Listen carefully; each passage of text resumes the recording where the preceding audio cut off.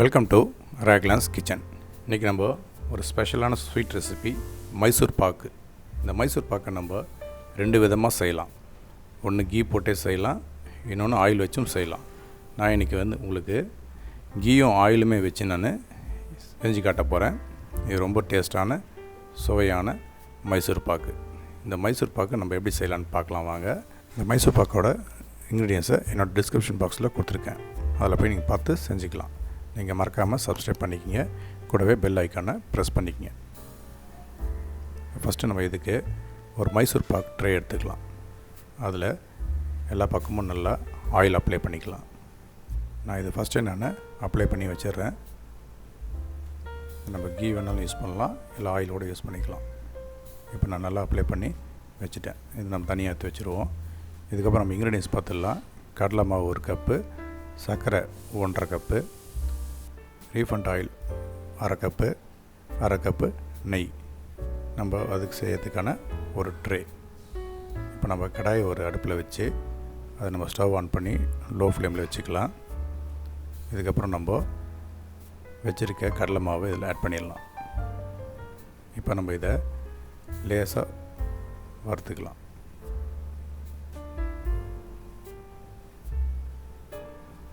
ரொம்ப வறுக்கணும்னு அவசியம் இல்லை. இதை நம்ம ஒரு 5 to 6 மினிட்ஸ் நம்ம இதை லேசாக ஃப்ரை பண்ணால் போதும். நம்ம இதை எடுத்து பார்த்தாலே தெரியும் எந்த அளவுக்கு அது ஹீட் ஆகிருக்குன்ட்டு. அந்த ஹீட்டு ஏற பார்த்தா இருந்தாலே போதும்.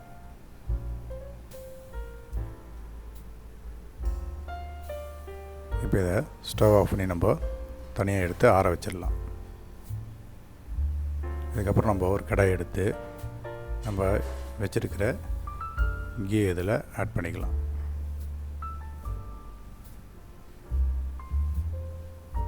மெல்ட் ஆனதுமே நம்ம வச்சுருக்க ஆயிலையும் இதை ஆட் பண்ணிடலாம்.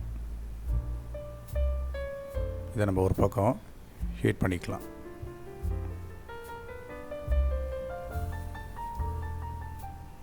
அது ஒரு பக்கம் ஹீட் ஆகிட்டுருக்கட்டும். நம்ம அதுக்கப்புறம் நம்ம ஏற்கனவே வறுத்து வச்சுருக்கிற நம்ம அந்த கடலை மாவை ஜலிச்சிக்கலாம். ஏன்னா அதில் கட்டிலாம் இருக்கும். இப்போ அந்த நம்ம அதை ஜலிச்சு இதை நம்ம உதிரியாக எடுத்து வச்சிடலாம்.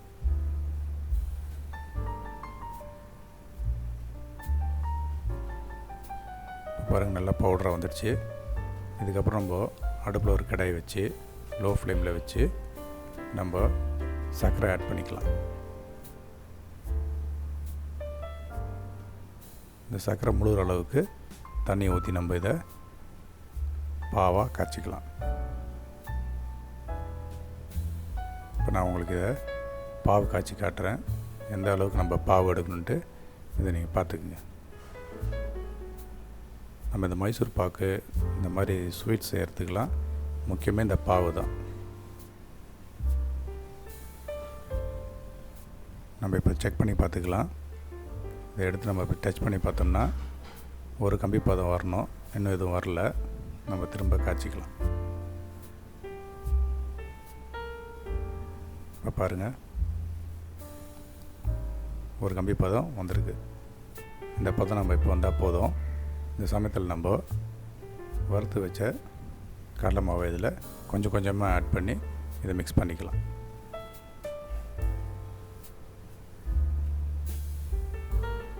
லோ ஃப்ளேம்லேயே வச்சுக்கலாம்.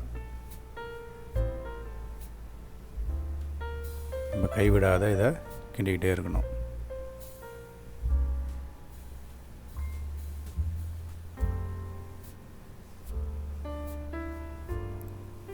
இருக்க மாவை கொஞ்சம் கொஞ்சமாகவே ஆட் பண்ணிக்கலாம்.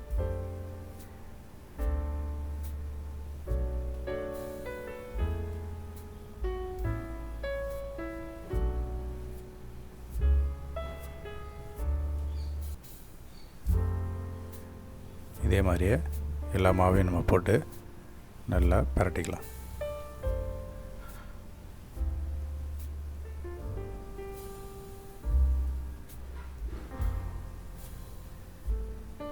பாருங்கள், கொஞ்சம் திக்கார் கண்டிஷனில் வருது.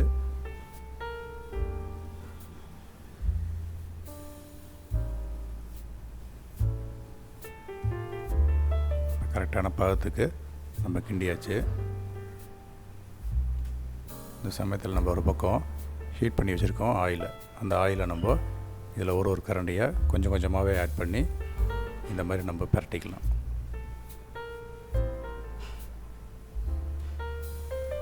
ஆயில் ஊற்றினே எப்படி நுர வருது பாருங்கள். இது மாதிரி நம்ம நல்லா பரட்டிகிட்டே இருக்கணும், கைவிடாத. ஆயிலை நம்ம அப்பப்போ ஊற்றிக்கிட்டே இருக்கணும்.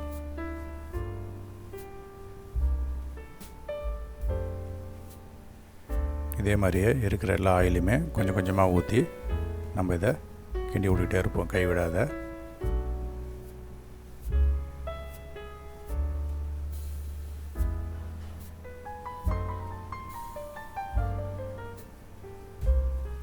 இது மாதிரி நுர வரணும், அப்போ தான் அந்த பதம் நம்மளுக்கு நல்லா கரெக்டாக வரும்.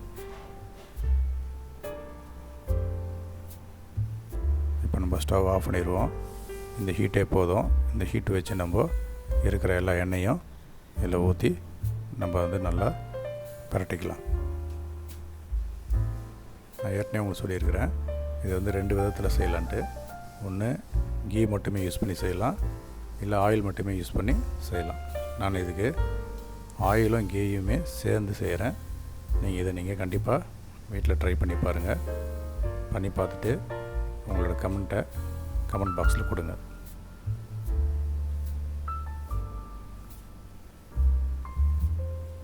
இப்போ நான் ஃபைனலாக இருக்கிற எல்லா எண்ணெயுமே நான் இதில் ஊற்றிக்கிறேன்.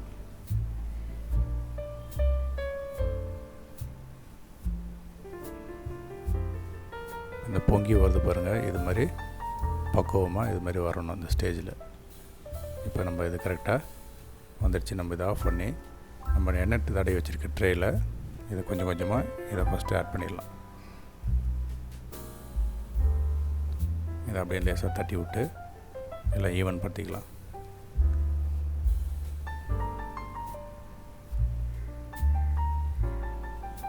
இப்போ பார்த்தீங்கன்னா எல்லா பக்கமும் நான் நல்லா ஈவனாக தட்டிட்டேன். இதுக்கப்புறம் நம்ம ஒரு ஸ்பூனில் எண்ணெயோ இல்லை நெய்யோ தடவி நம்ம இதை இந்த மாதிரி எல்லா பக்கமும் ஈவனாக வர மாதிரி திரும்ப நம்ம நல்லா ப்ரெஸ் பண்ணி அழுத்திக்கலாம். இந்த மாதிரி 2 தட்டு தட்டினா கூட நல்லா பர்ஃபெக்டாக செட் ஆகிடும். இப்போ இதை நம்ம ஒரு 10 to 15 மினிட்ஸ் நம்ம இதை ஆற விடுவோம். இப்போ நான் 10 to 15 மினிட்ஸ் இதை ஆற விட்டுட்டேன். இப்போ நான் கத்தியில் நெய்யோ இல்லை ஆயிலோ நம்ம தடவிக்கலாம். மைசூர் பாக் நம்ம கட் பண்ணுற ஷேப்பில் நம்ம இதை கட் பண்ணிப்போம். இதே மாதிரி நம்ம எல்லாத்தையும் கட் பண்ணிக்கலாம்.